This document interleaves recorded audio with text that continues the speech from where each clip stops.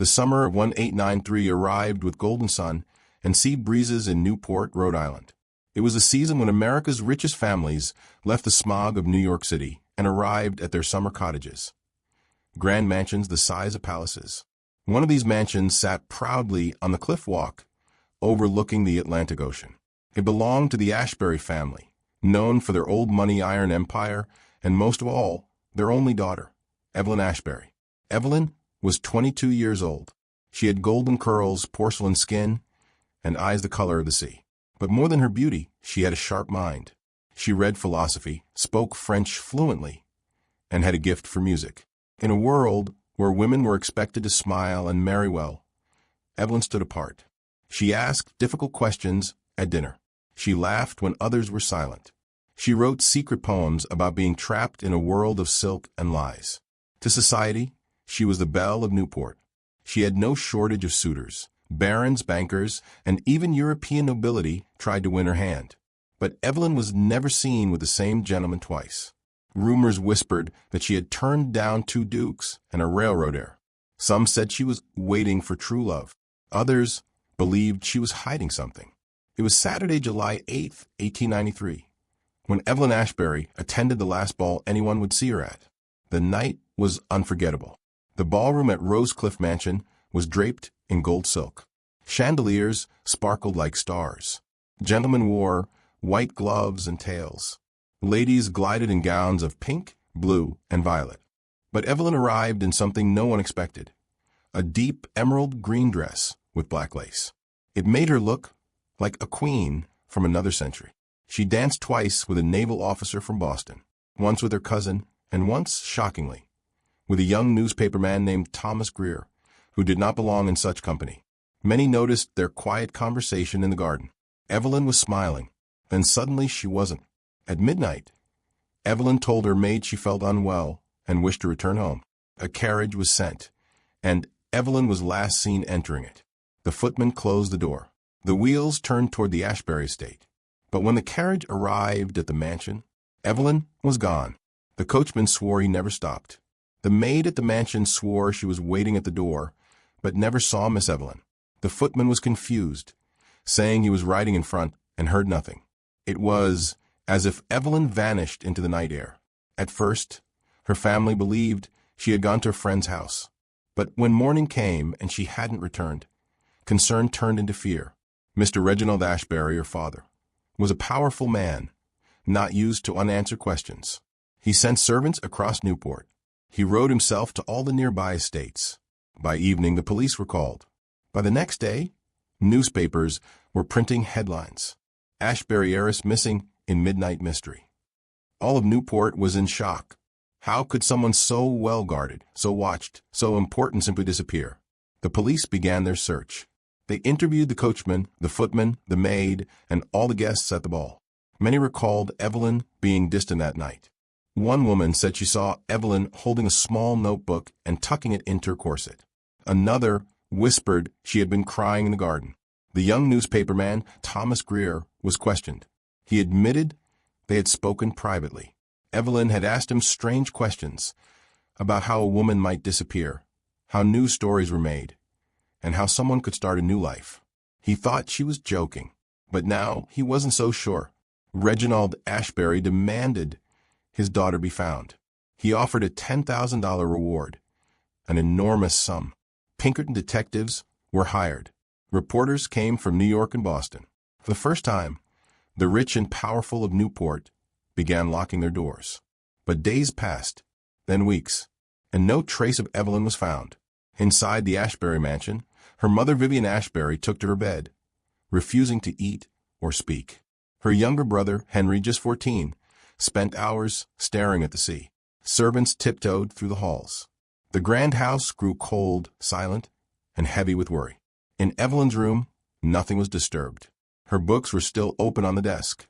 A single white rose, pressed between pages, seemed to wait for her touch. Her gloves lay folded on the vanity. Her green dress was gone. But in the fireplace, a maid found something strange: burned paper with faint handwriting, too scorched to read. What was Evelyn trying to destroy before she left? And then came a letter. 1 week after her disappearance, A letter arrived at the Ashbury mansion. It was unsigned. The handwriting was delicate and slanted. It said, "Do not search. Evelyn walks a freer path now. The cage is broken. The bird has flown. Let her be." Reginald Ashbury flew into a rage. He believed it was a cruel prank. But the police took it seriously. Some believed Evelyn had run away, perhaps with a lover. Others feared something darker. Then, a second letter arrived at a Boston newspaper. It was again unsigned, but this one included something chilling. A lock of golden hair tied with a green ribbon. All of Newport was alive with speculation. Theories filled parlors and tea houses. Some said Evelyn had been kidnapped by jealous rivals. Others whispered of secret pregnancies, shameful affairs, or revenge plots from a business enemy of her father. One theory stood out. A local fisherman claimed to have seen a woman in green walking the cliffs late that night. She was alone. She stared out to sea. Then she was gone. The tide was strong that night. Could she have? But no body washed up. No footprints were found. 2 weeks after her disappearance, Reginald closed the estate and sent the family back to New York. Newport held no answers. The summer season ended early. The great houses went dark, and Evelyn's name faded from the front page. But some refused to forget. Thomas Greer, the newspaperman, began his own quiet investigation. He believed Evelyn had left clues behind. In her words, in her books, in her music. One afternoon, he returned to the ballroom garden where they had last spoken. There, under the rose arbor, hidden behind a loose stone, he found something. A thin diary wrapped in oilcloth. On the first page, in elegant handwriting, were 4 words. "This is my truth." The diary was small, bound in green leather. Its pages were yellowed, but the ink was dark, neat, and alive with emotion. Thomas Greer, the young journalist, sat in his small apartment in Newport, staring at the words of Evelyn Ashbury. Words never meant to be found. He turned the first few pages slowly, as if opening a door into her secret soul. Evelyn wrote about her life, not the one the world saw, full of gowns and garden parties, but the life she lived in silence. She wrote of loneliness, of being watched and judged. She felt like a doll in a glass box, admired but never understood. She hated the games of marriage and money. She feared her father's power, her mother's coldness, and the cage of her last name. "They dress me like a queen," she wrote, "but I am a prisoner in velvet." She described dreams of escape, of sailing to Europe, working as a teacher or an artist, living a quiet life, somewhere no one knew the Ashbury name. She wanted to disappear, not because she was weak, but because she wanted to live. Then came the last few pages, hints of a plan. She wrote of a man with kind eyes who listened without judging. A man who said he knew how people could vanish and be reborn. Evelyn never named him, but she called him the compass. She wrote, "The compass says I can find my North Star again. I believe him." Thomas sat back. This wasn't a kidnapping. This wasn't a murder. This was something more complicated.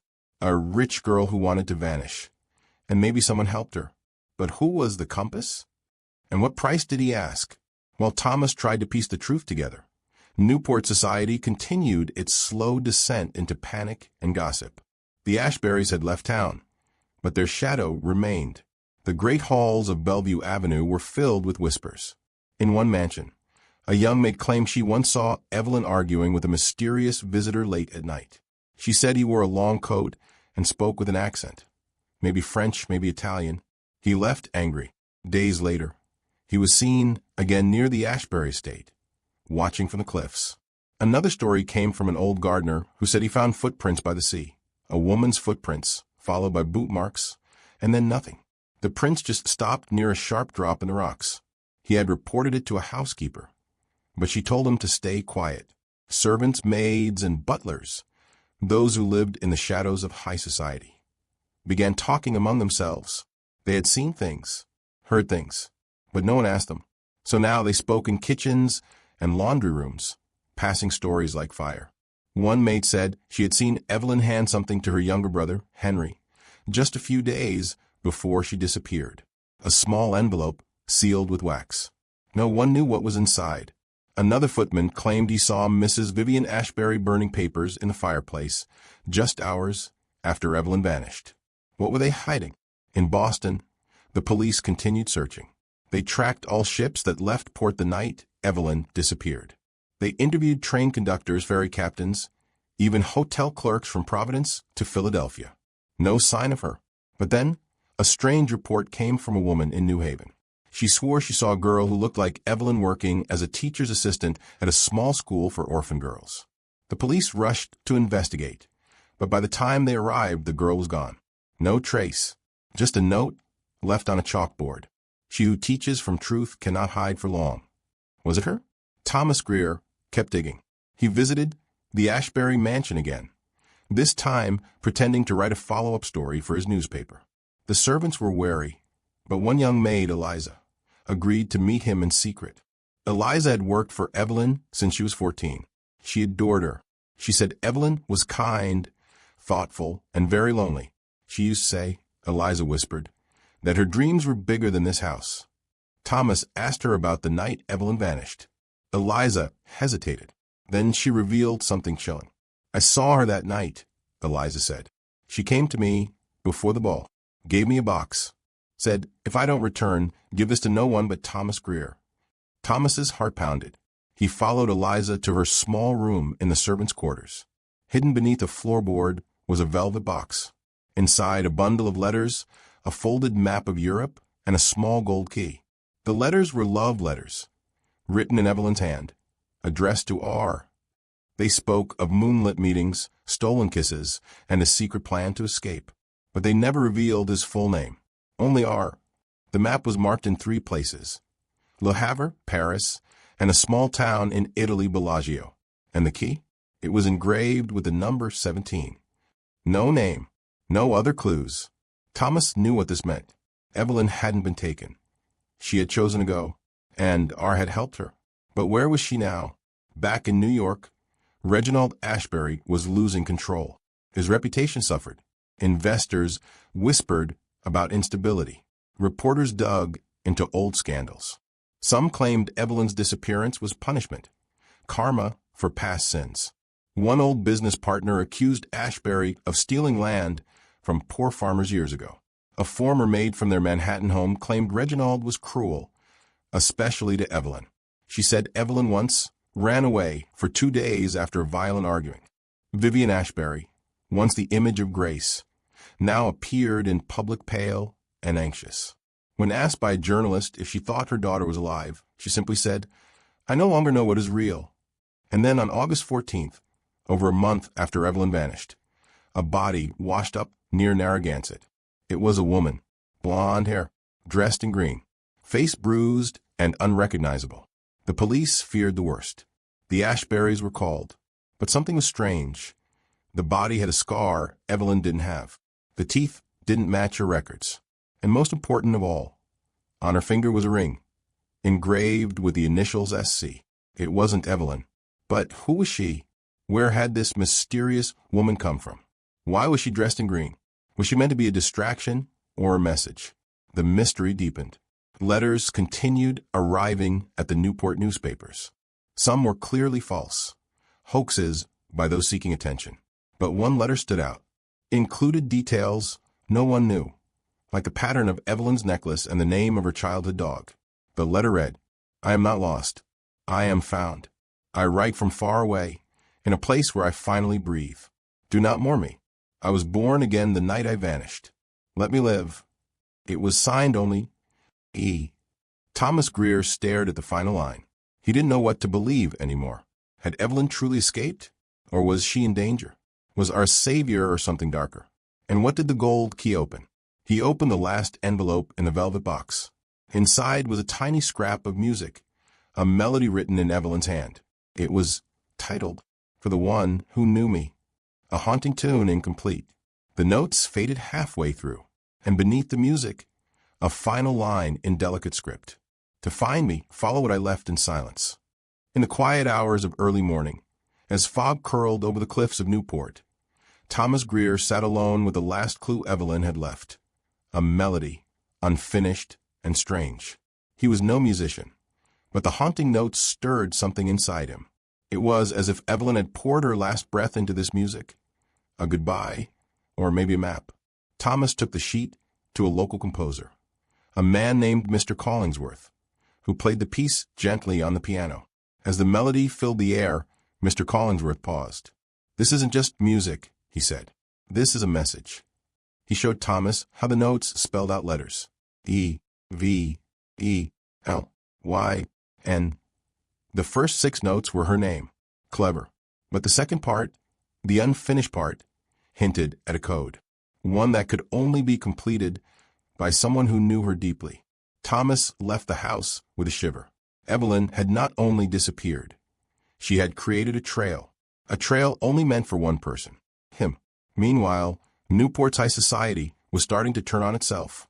The gossip that once danced in parlors had become poisonous. People whispered about the Ashburys' past, about secret affairs and family betrayals. Stories from decades ago were dug up like corpses. And through all this, Henry Ashbury, Evelyn's younger brother, remained quiet. He rarely left his room, but on one afternoon, Thomas found him sitting alone at the beach, sketching. Thomas sat beside him gently. After a long silence, Henry spoke. "She gave me a letter," he said. Thomas's breath caught. Henry pulled a small, folded note from his jacket. The handwriting was unmistakably Evelyn's. It read, "Dear Henry, if they ever try to silence you, remember this. Truth whispers through music, through wind, through pages hidden in plain sight. I am not gone. I am in every note and every cliff. Keep my secret. Guard the compass. Love, E." Henry looked at Thomas, tears in his eyes. She was afraid, not of dying, but of becoming someone she wasn't. Thomas felt the weight of it all settle deeper. Evelyn hadn't vanished because of weakness. She had vanished because the world had no room for her truth. At the Newport Library, Thomas began searching records. Who was art? Who was the compass? Evelyn's letters mentioned both. Perhaps they were one and the same. He searched passenger lists for the ports of New York, Boston, and Providence. He scoured hotel records. And then something strange appeared. A man named Robert Lemaire, a French tutor with no known address, had been staying at a boarding house near the Ashbury estate in June, a month before Evelyn disappeared. He paid in cash, left no forwarding address.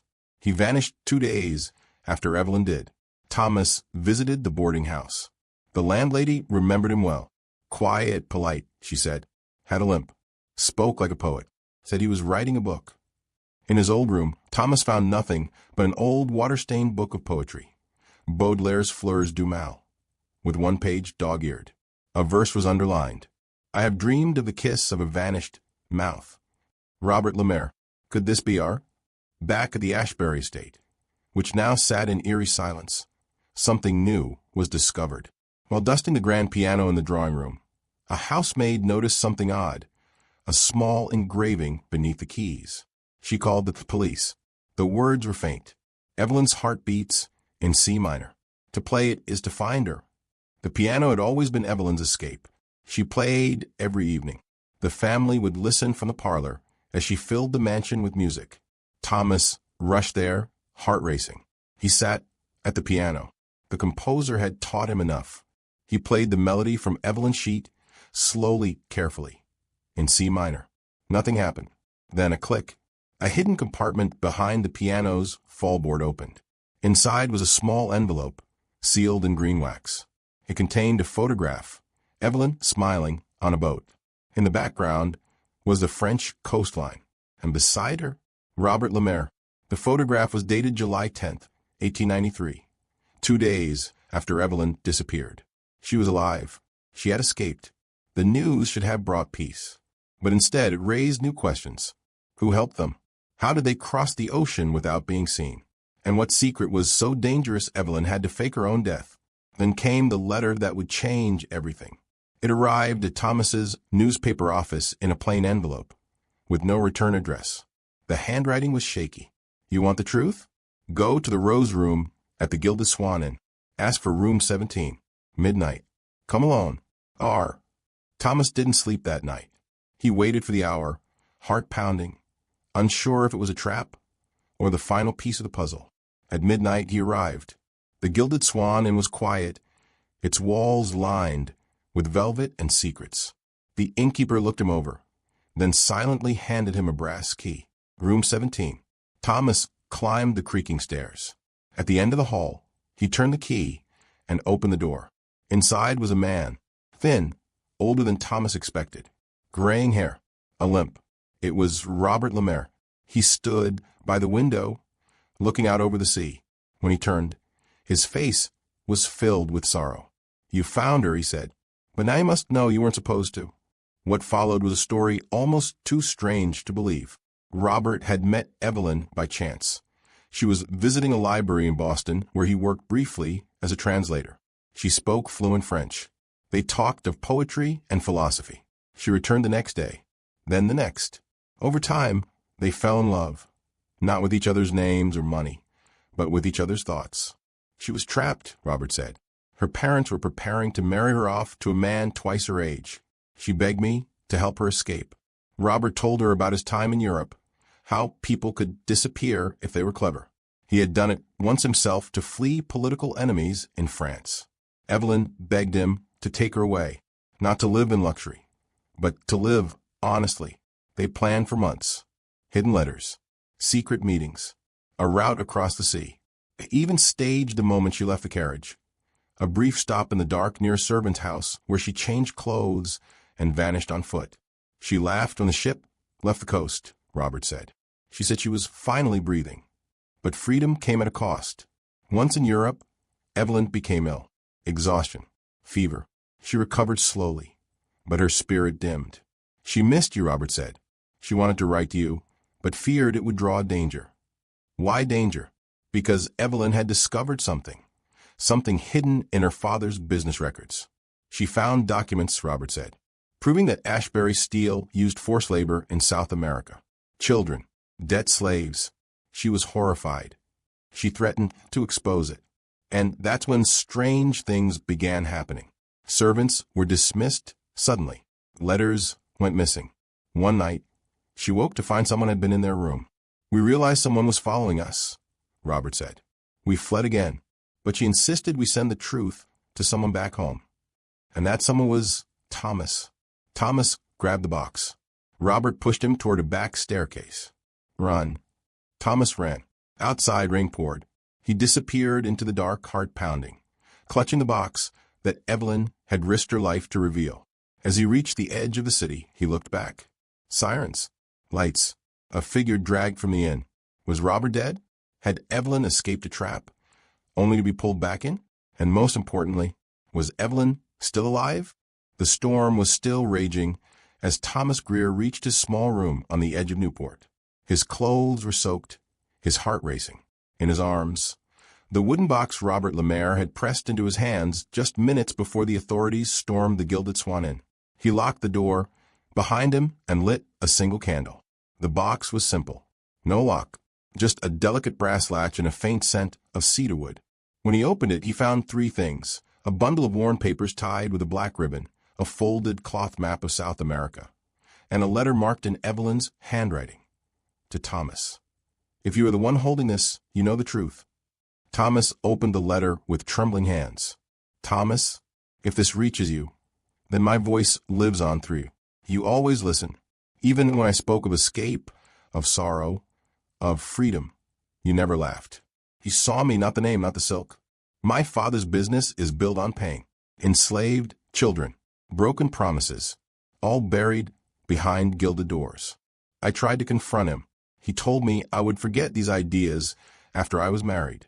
So I left, not for romance, not for rebellion, but for truth. These documents are real.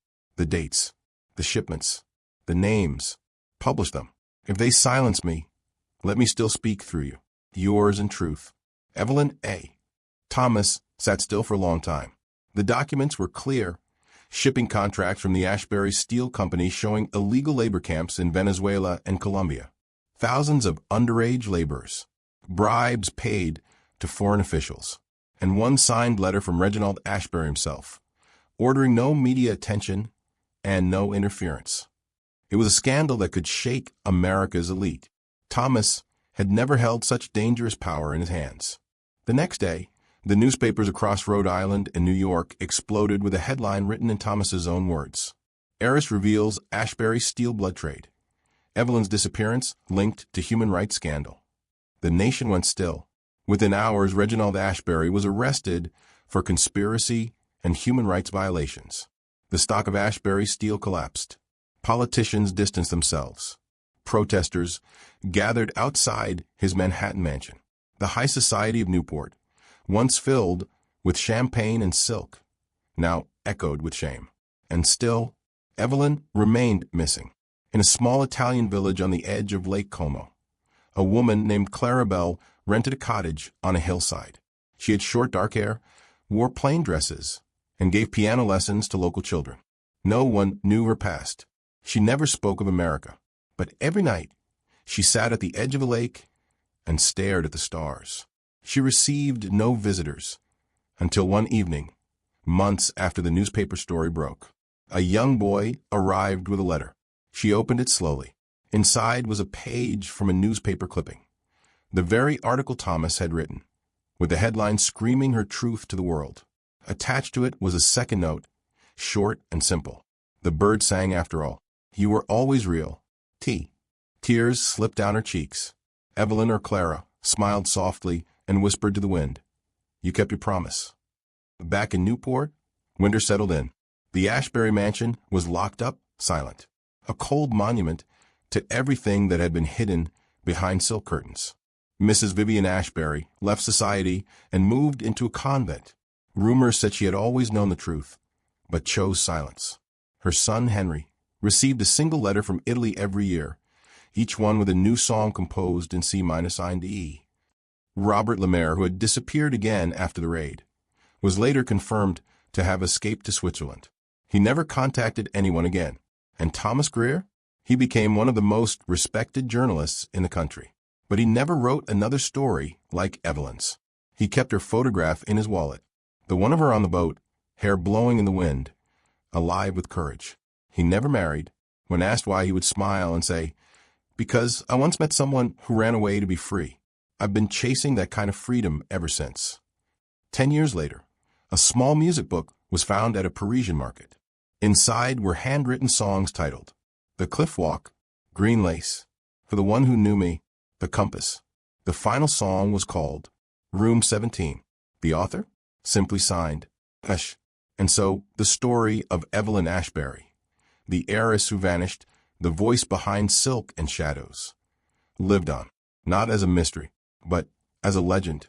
If you were moved by Evelyn's story, please like, subscribe, and share this video. Leave a comment below. Do you think she ever truly found peace? Or was her freedom still a form of exile? Subscribe for more cinematic true story mysteries and historical dramas every week. Pushpin follow us on HR Stories for more untold tales from behind palace doors and gilded walls.